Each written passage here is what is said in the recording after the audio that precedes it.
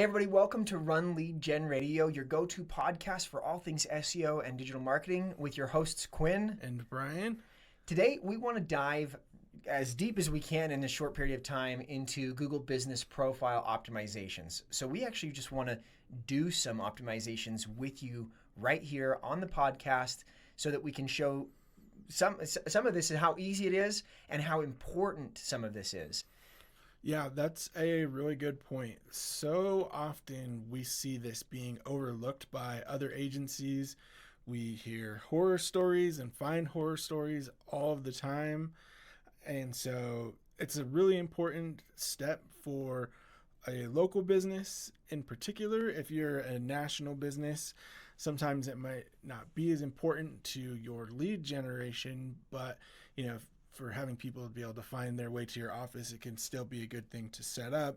But really, when it comes to local business and getting new clients, this is like the number one thing that you have to make sure is done and done properly. That's right.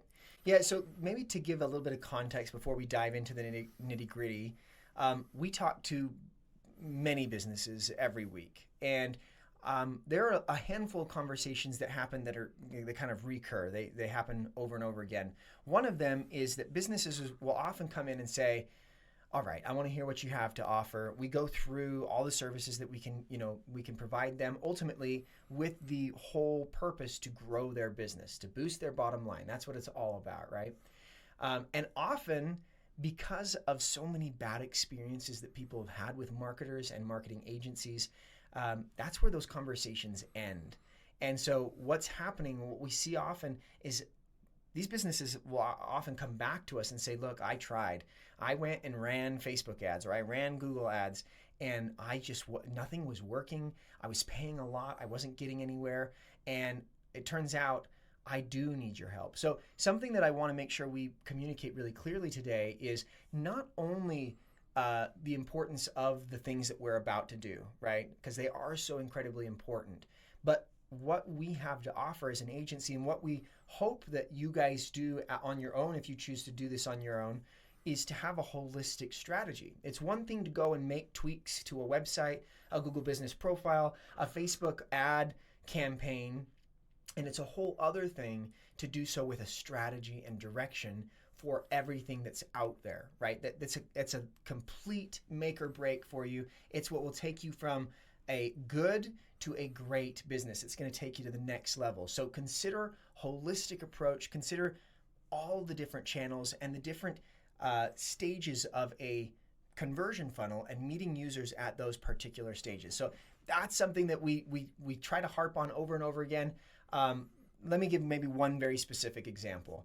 In fact, the Google Business Profile we want to review today with you comes from a company who has been paying thousands of dollars every month to a marketing agency.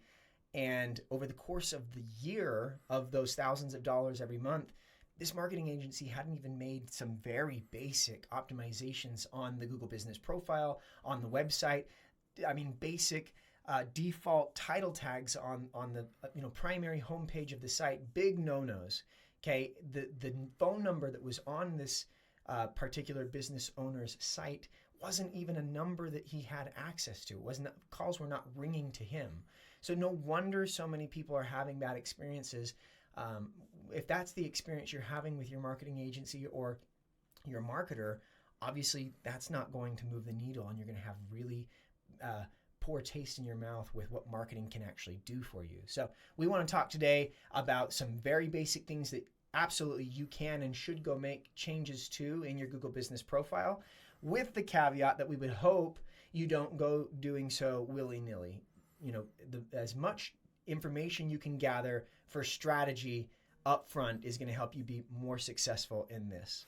Yeah, absolutely. And I think a really important starting point, because with a lot of the businesses we talk to and try to help, the first step in doing so when it comes to their Google Business Profile is actually just getting access.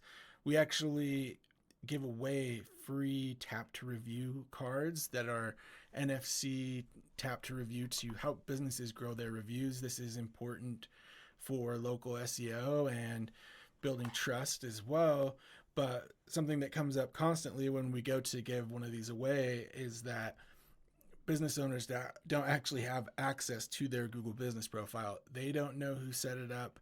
They don't know what email address it was set up under. And so something as simple as getting their review link so we can help them get these tap to review cards in their hands becomes extra difficult or impossible.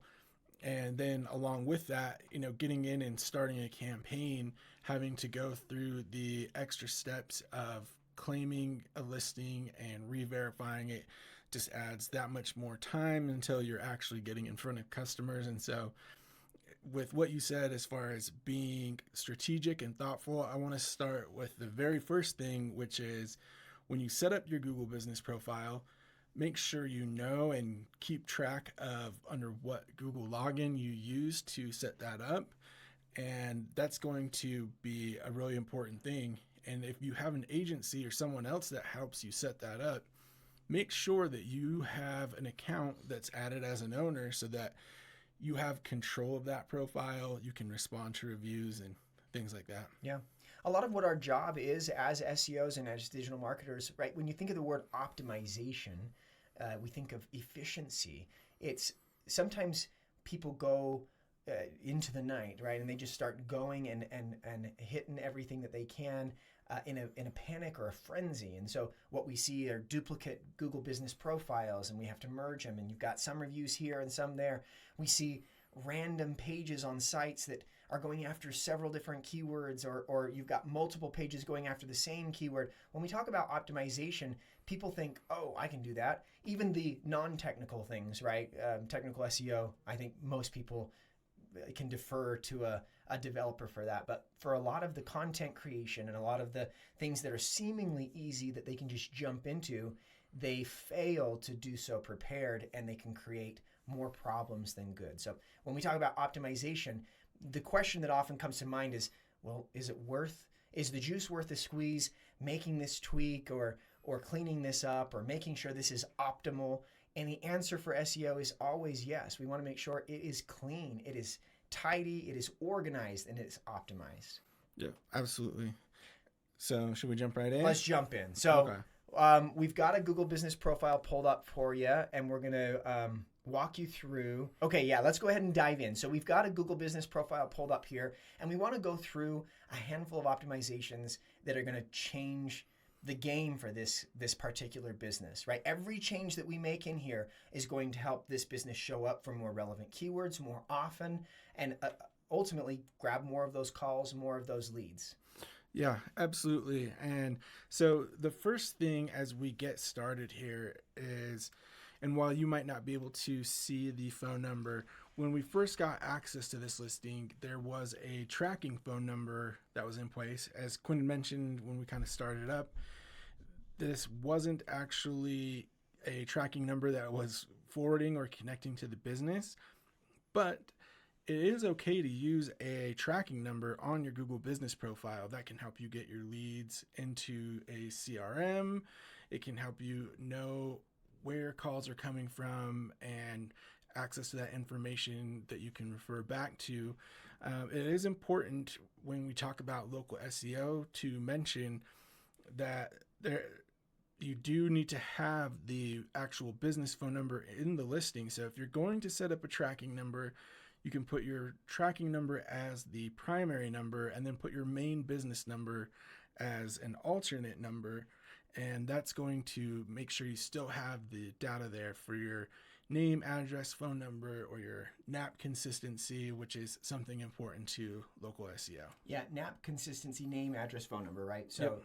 Across your footer of your site, across citations, which we'll talk briefly about today, and then of course your Google business profile. We've got ours blurred out here for this particular example, but right here is what we're talking about, that phone number. If you can have that be like a tracking number for your CRM or for your attribution models, and then have a alternate number be that consistent phone number, that's been really positive for us. Yep, absolutely. And that is a best practice as far as implementing a tracking number, is make sure you have your main business phone number listed as an alternate.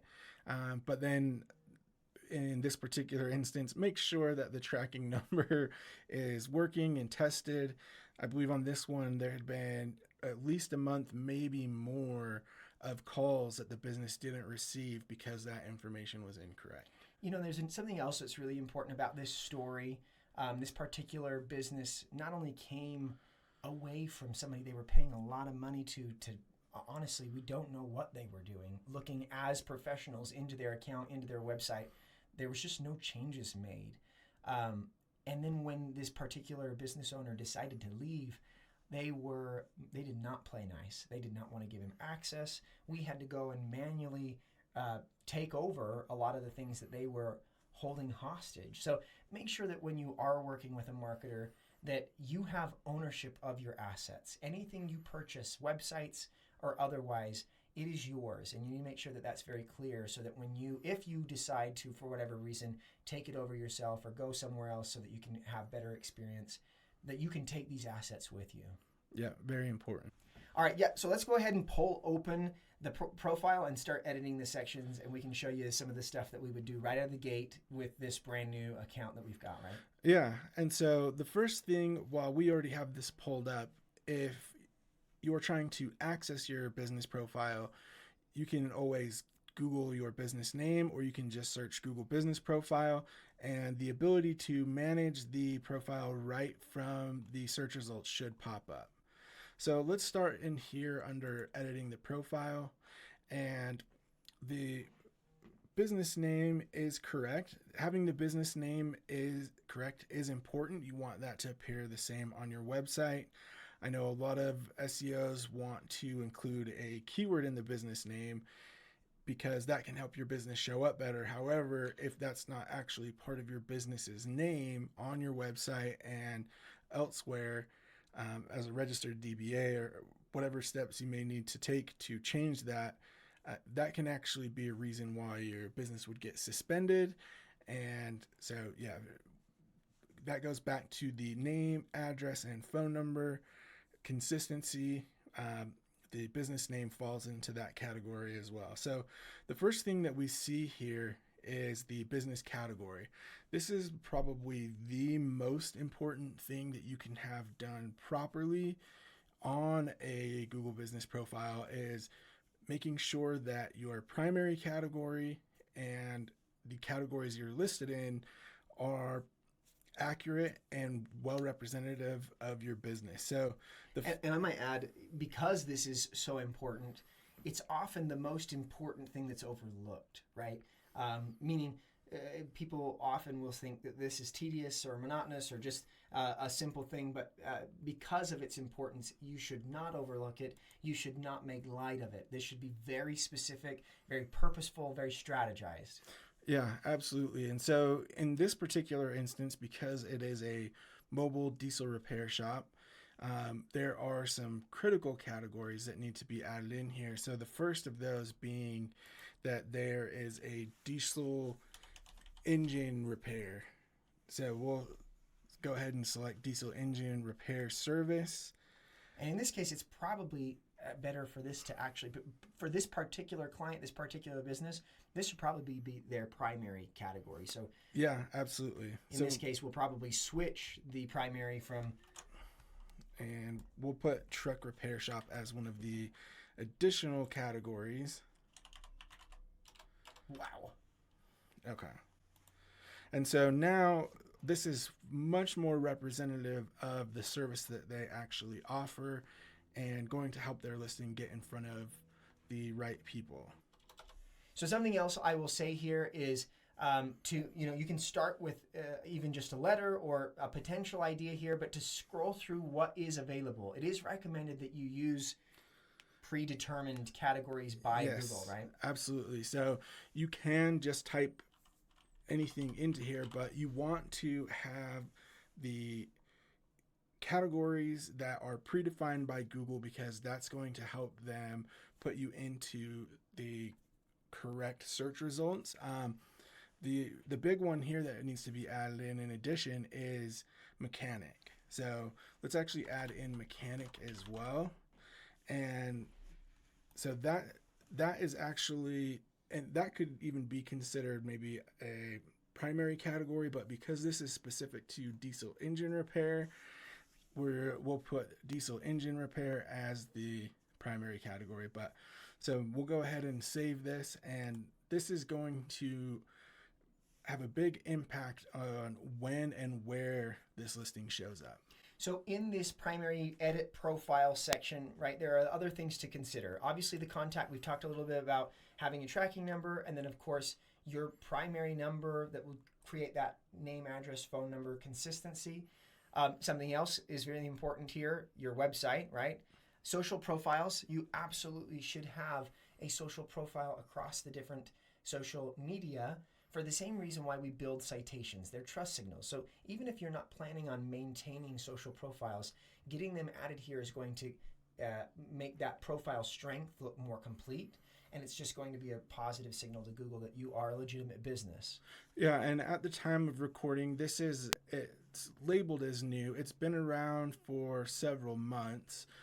Prior to being able to add the social profiles into the profile directly, we would often go in and make local business or organization schema where we would then list the social profiles, and this was helping the search engines to link those different platforms to your business to be able to see it as one entity.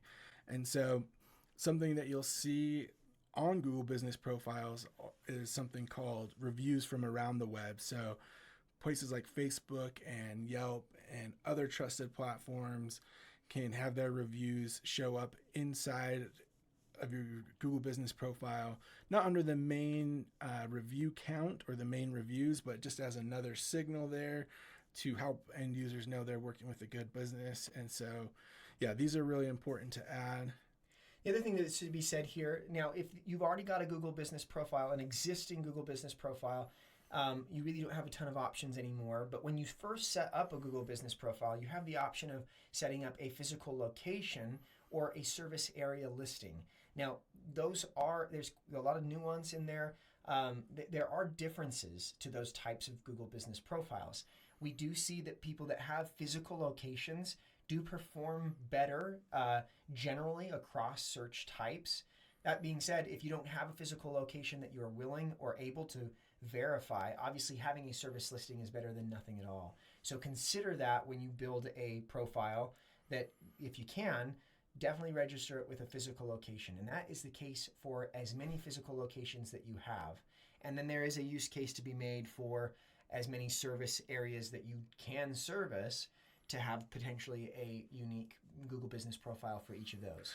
That's really important to mention. And so when you are setting up a service area profile, the guidelines are essentially you want to keep the service area within kind of a 2-hour drive time window.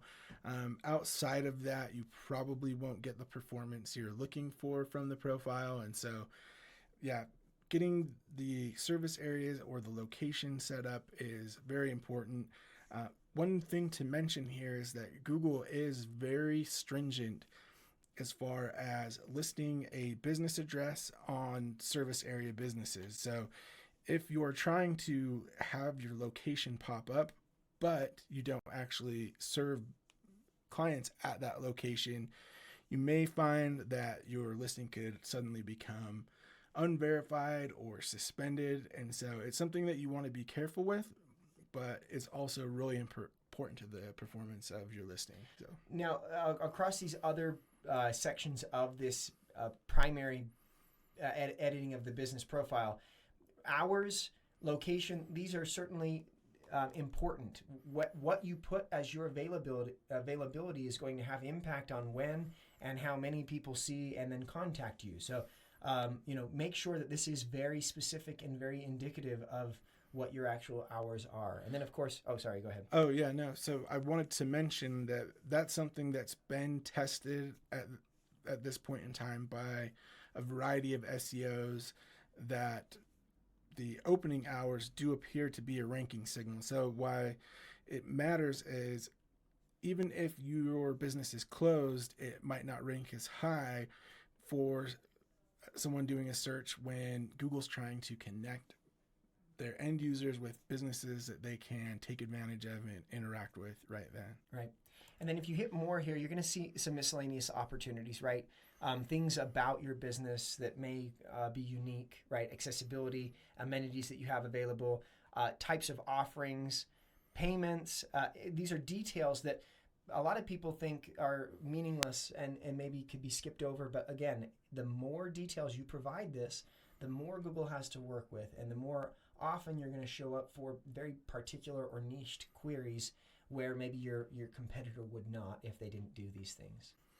Yeah, very important point. All right, so let's jump out of this section and look at some of these others. Obviously, review acquisition is going to be a huge, probably one of the most important things you can do to differentiate yourself and to grow your organic visibility for your Google business profile. So if you don't have a tap to review card, or more importantly, tap to review cards are really a free offering we give to people to help them think and grab a review right in a moment.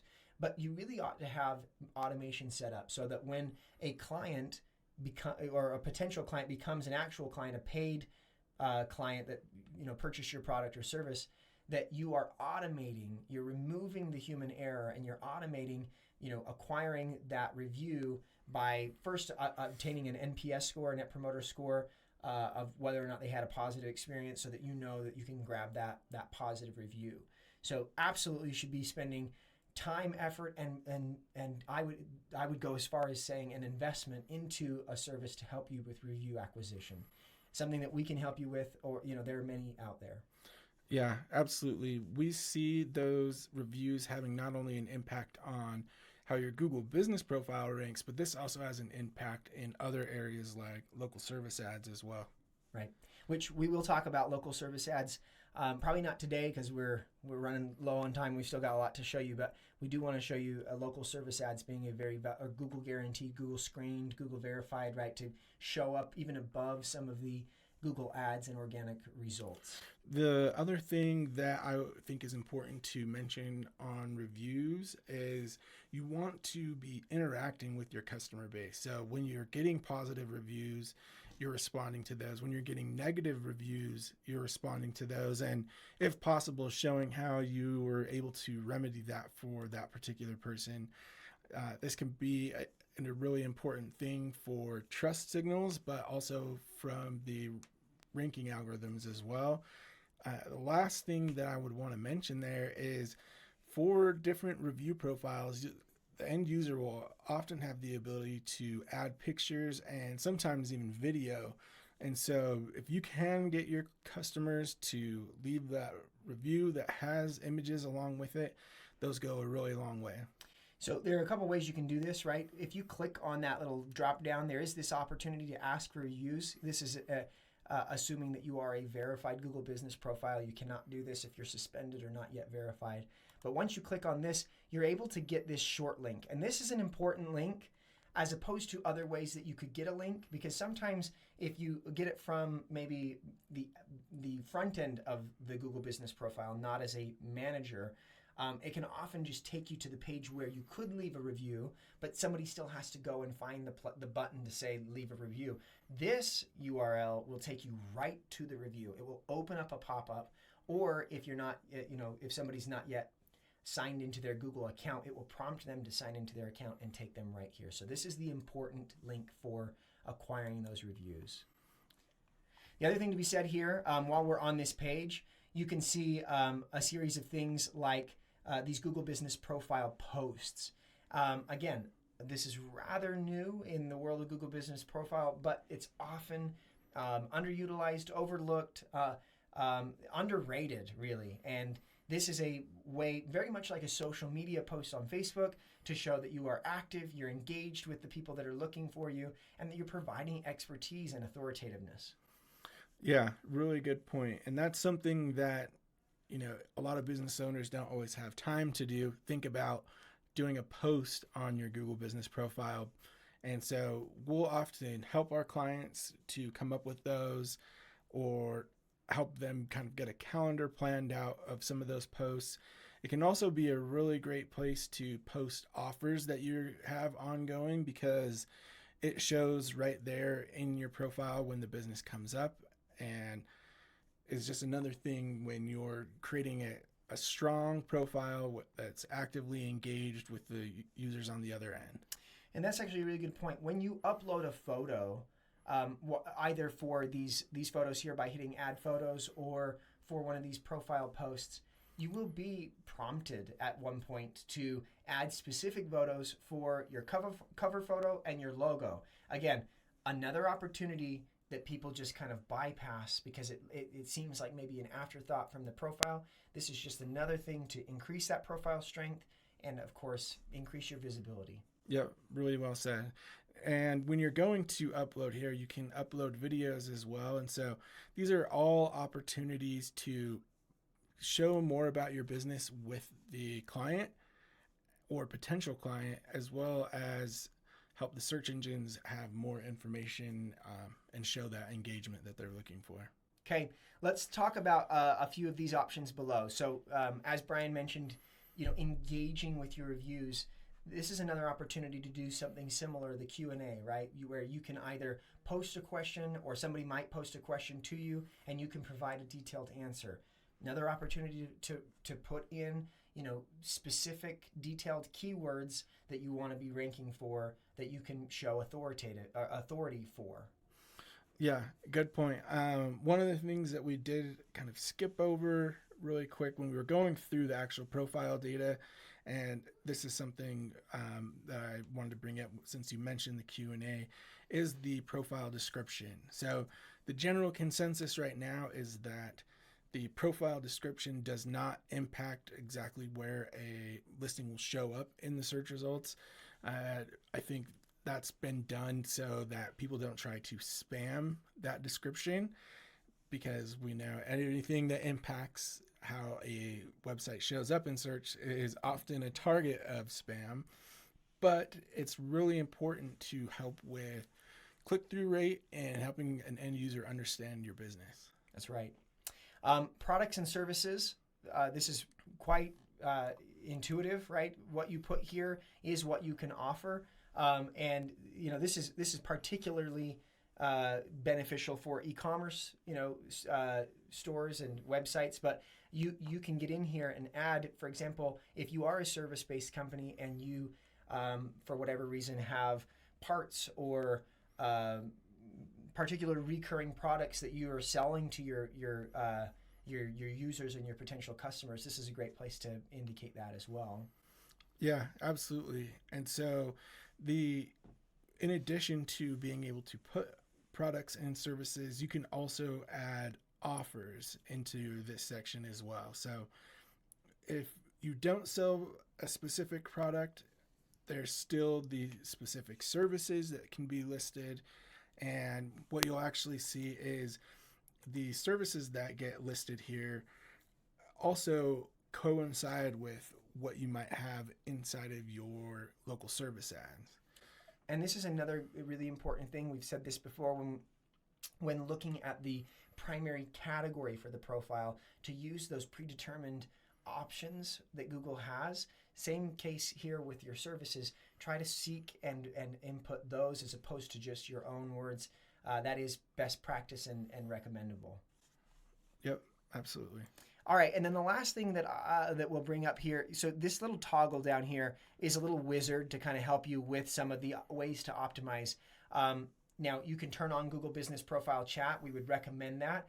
Obviously, if you don't have a automation solution, that can start to inundate you, right? As you start to make these optimizations, you've got Google Business Profile, you've got your website, you've got SEO in general performing well, then you start doing something like local service ads or Google ads or Facebook ads, you're going to start to find that you're getting inundated with a lot of new leads and a lot of new interest. So it's important to consider something like an automation software, a CRM, where you can get attribution. Where did these leads come from? How much did you spend to get them, so that you can start to get that clarity on your return on your investment and what's worth it to you. Turning on chat is going to be another way, right? Somebody messages you from Facebook chat or Instagram chat or now Google Business Profile Chat. It's difficult to manage all that. So to consider kind of a one-stop shop to manage all of them, definitely worth your time and money. Yeah, absolutely. I can't imagine if we had to have Facebook Messenger up and our Google Business profile up and our email up and Instagram and all of the different profiles and go and respond on all of those different profiles, where using a software you're able to pipe those all into kind of one dashboard and respond to everything from there. And so that's right. It can be very beneficial. Well, you guys, other than that wizard, that's really the end. So definitely toggle through that little setup wizard, go through some of those recommendations. Be very thorough, be very specific, be very strategic, and you're guaranteed to have more organic visibility and to, in turn, outrank a lot of your competitors that are not doing those things. Yeah, that brings up one point as far as local SEO goes. Because so many people are spamming and putting in fake profiles, if when you do a search for your business, you see a fake profile, and in particular, maybe a fake profile that outranks you, you can submit those as spam, and someone from Google will review those, and maybe that can help you move up one spot or two depending on where you're currently ranking. And also is going to help end users so that they're not calling people that either don't exist or are actually spam. And so it's a win-win for everyone. Yeah. We hope this has been super valuable to you, that you found actionable items on things that you can dive into your Google Business profile today to optimize it and increase that organic visibility and ultimately increase those inbound calls and inbound leads. We encourage you to like and subscribe. Leave comments on things that we've either missed or that you have questions on. And then, of course, we've got our link to our website. If you have questions, or if you run into roadblocks, or if you need help, or if you are looking for services like marketing automation or SEO, we'd be glad to help you. Again, this is RunLeadGen Radio, and we'll see you next time.